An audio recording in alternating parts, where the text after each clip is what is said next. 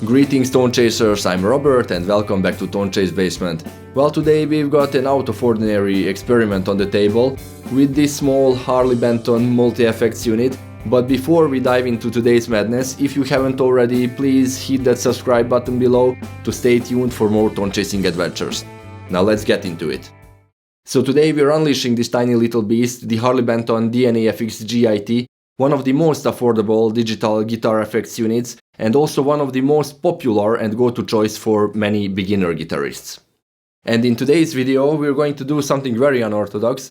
Generally, with digital processors, we guitarists are trying to recreate the sounds of real amps and pedals, but in today's video we're going to do it the other way around. So prepare yourselves for today's quest as it involves a unique twist. Instead of recreating the analog tones of pedals and amps with the digital unit, we are taking 5 presets from the DNAfx and try to recreate the same signal path of the presets with the real pedals and tube amps.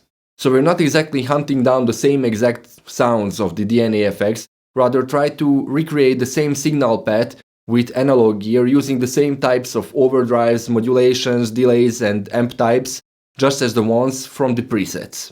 Regarding the signal chain, the DNAfx will be connected directly into the audio interface, and the analog sounds will be going through my pedal board into the amp, then to the Captor X, which will go into the audio interface.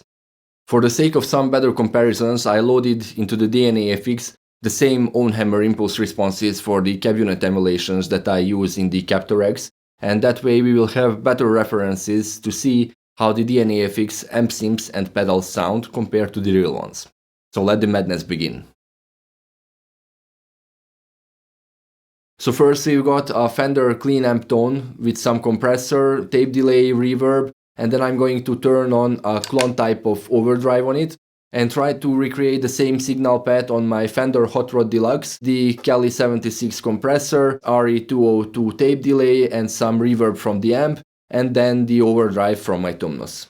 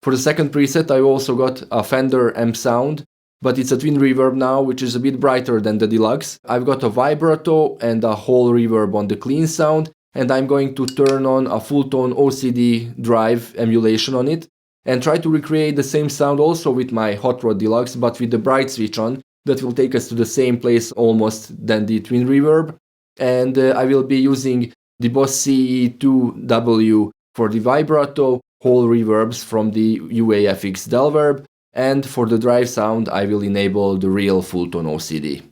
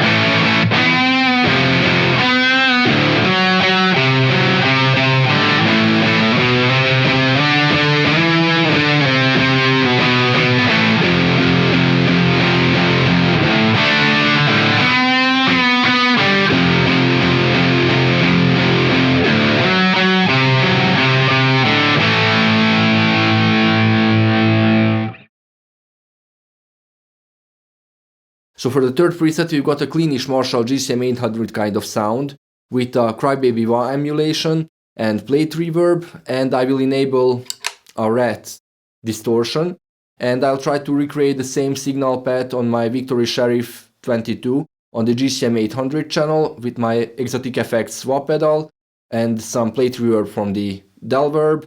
And for the drive sound, I will be using the 1981 drive, which is also a rat kind of pedal.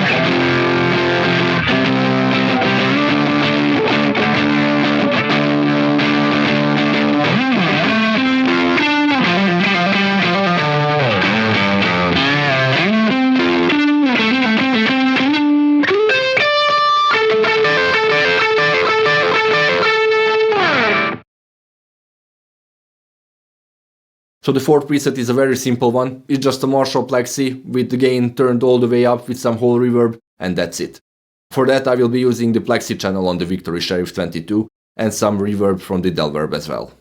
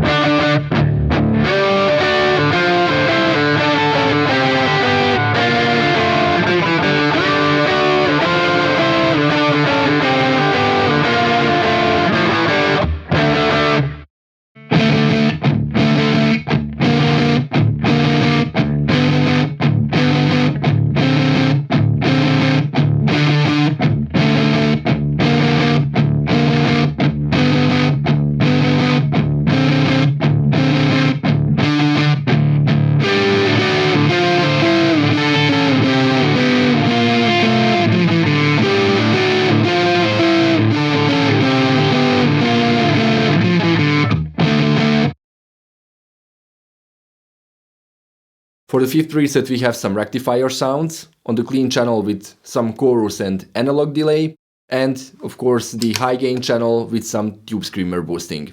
And for the analog sounds I will be using my good old mini rectifier for the clean channel with two boss pedals, the CE2 and the DM2 Waza, and the Ibanez Tube Screamer Mini for the high gain channel boosting.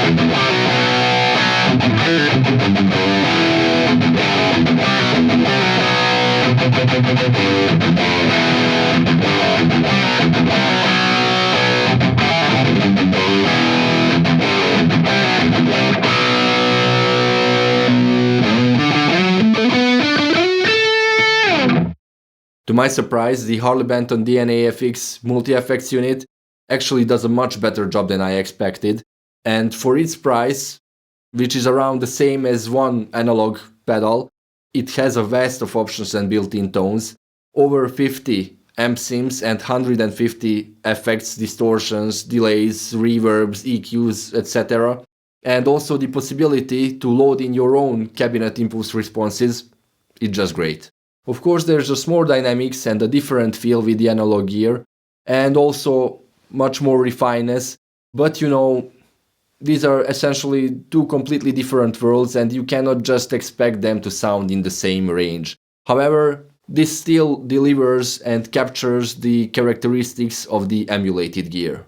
So all in all, it was a really exciting experiment, and I can highly recommend this Harley Benton DNAfx MultiFX unit for all beginner guitarists who want to join the world of guitar effects and, of course, an access to a wide variety of sounds.